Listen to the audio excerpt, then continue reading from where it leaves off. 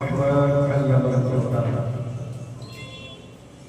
صدق الله العظيم আল্লাহ পাক অশেষ মেহেরবানি আমরা আলোকিত কোরআন ইন্টারন্যাশনাল হেফজ কোরআন মাদ্রাসা একদম বছরের শেষ পর্যায়ে উপনীত হয়েছে। আজকে মাদ্রাসার ছুটি মাদ্রাসার ছাত্রদের রেস্টের জন্য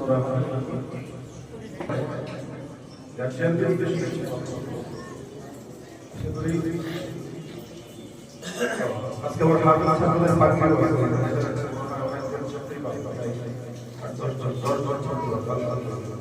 বাচ্চারা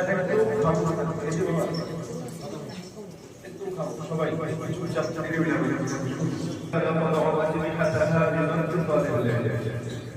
আল্লাহ পাক এই বাচ্চাদের সম্মান উঁচু করার জন্য আল্লাহর ফেরেশতাদেরকে তাদের নূরের পাখায় এদের পায়ে নিচে বিছায়। কত বড় ফজিলত! এটা কোনো ডাক্তার, কোনো ইঞ্জিনিয়ার, শিক্ষক ছাড়া আল্লাহ রাসূল বলেন। দেখেন আপনি এখানে যারা আসছেন গার্জিয়ান, অনেকে চাকরি করে, অনেক অফিসার, অনেকে অনেক কিছু অনেক কাজ করতে পারে, কিন্তু আপনার ব্যাপারে কিন্তু রাসূল সাল্লাল্লাহু আলাইহি ওয়াসাল্লাম এটা বলেন নাই যে আপনার পায়ে নিচে নূরের পাখা বিছানো।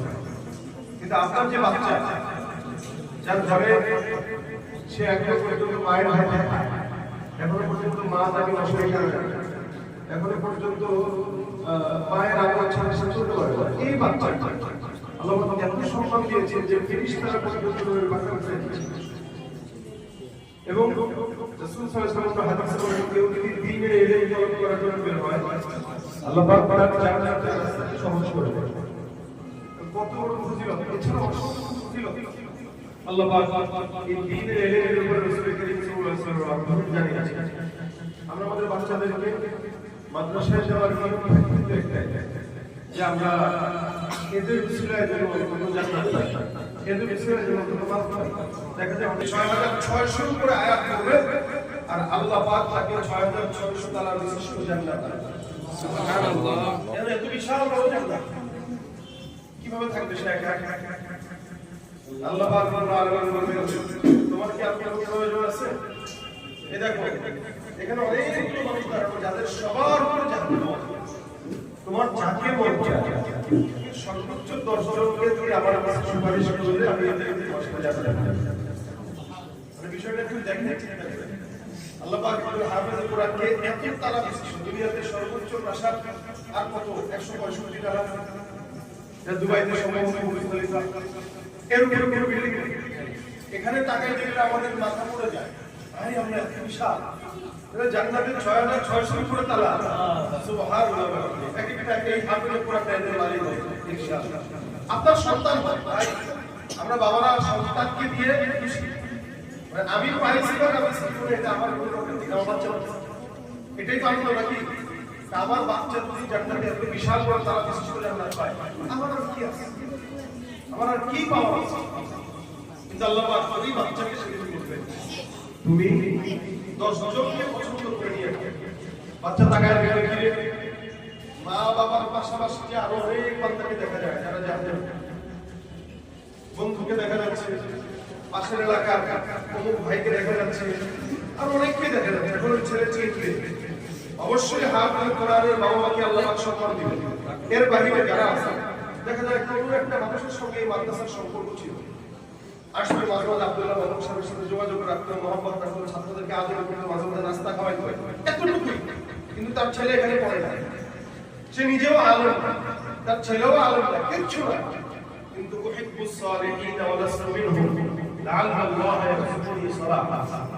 আমরা আল্লাহ পাকের কাছে বলতে পারবো যে আল্লাহ আমরা সালিহিনদেরকে মহব্বত করতাম, হাফেজদেরকে মহব্বত করতাম, আলেমদেরকে মহব্বত করতাম। এই ভালোবাসা, এই প্রেম, এই মহব্বত আল্লাহ এই মহব্বত আর ভালোবাসার উসিলায় হাফেজ কোরআন আলেমদের সঙ্গে মানুষকে জান্নাতে দিয়েছেন। হাজার হাজার শুধু এই কেন মহব্বত? এজন্য রাসূল সাল্লাল্লাহু আলাইহি ওয়াসাল্লাম বলেন কুন আলিমান আও মুতাআল্লিমান আও মুসতামিআন আও মুহিব্বান। সর্বশেষে রাসূল সাল্লাল্লাহু আলাইহি ওয়াসাল্লাম বলেছেন অন্তত মহব্বত ভালোবাসা। কেন? আল মারউ মা'a মান আহবা, যার সঙ্গে যার ভাব আল্লাহ পাক তার সঙ্গে তাকে নিয়ামত দান করেন। তো কেমন ময়দানে হাফেজ কোরআনটা ওই দুটোই একটা মানুষকে ডাক দিবে যে আল্লাহ এই লোকটার সাথে আমাদের মাদ্রাসার সম্পর্ক ছিল, আসা যাওয়া ছিল, আমাদেরকে আগে মহব্বত করতো, মাদ্রাসায় ভালোবাসতো, আল্লাহ একে আমার সাথে লাগিয়ে দিন। এরকম করে করে 10 জনকে একজন হাফেজ কোরআন আল্লাহর কাছে সুপারিশ করে যাবে। একটা হাফেজ কোরআনের দাম অনেক বেশি, এরা আল্লাহর কোরআনকে সিনার ভিতরে বহন করে। আপনি চেষ্টা করেন তো পারেন কি পারবেন? এখন যদি সারা বছর আপনি কোরআন করতে চান পারবেন, কিন্তু আপনার বাচ্চাকে তো প্রতিদিন 4-5 ঘন্টা করে পড়াতে হবে। আপনি বাপে পারেন না, আপনি ছেলে পারেন। আল্লাহ বাবার বেটা গিয়ে বসে ছেলে আমি বাবা তুমি সন্তান, কিন্তু এই জায়গায় আল্লাহ এখানে কাজ কাজ তোমার সন্তানের দাম, কারণ তুমি একটা শ্রম বস্তু রাখতে পারলে না, কিন্তু তোমার ছেলেটা ওরা তার সিনা ভিতরে ঢুকায়। শুধু তাই না, সারা বিশ্বের থেকে মানচিত্রকে এক নাম্বার করে বাংলাদেশের সম্মান এই হাফেজুল্লাহ মাহমুদ।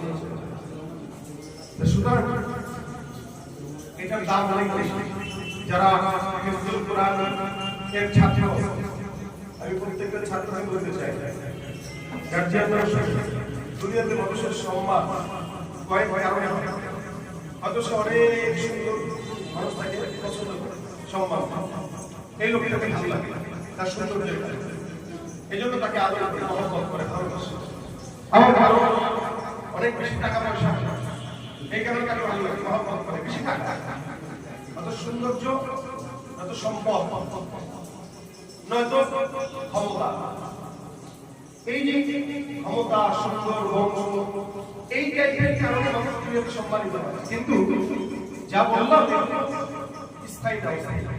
যেমন সৌন্দর্য আছে, আপনি সাদা আছেন, কালকে যে কোনো রোগে আপনার শরীরের চামড়া কালো হতে পারে। আজকে আমি ধনী আছি, কালকে যে কোনো মুহূর্তে আমার সব শেষ হয়ে যেতে পারে। গতকাল আমার ক্ষমতা ছিল, আজকে ক্ষমতা নেই, সব শেষ হয়ে যেতে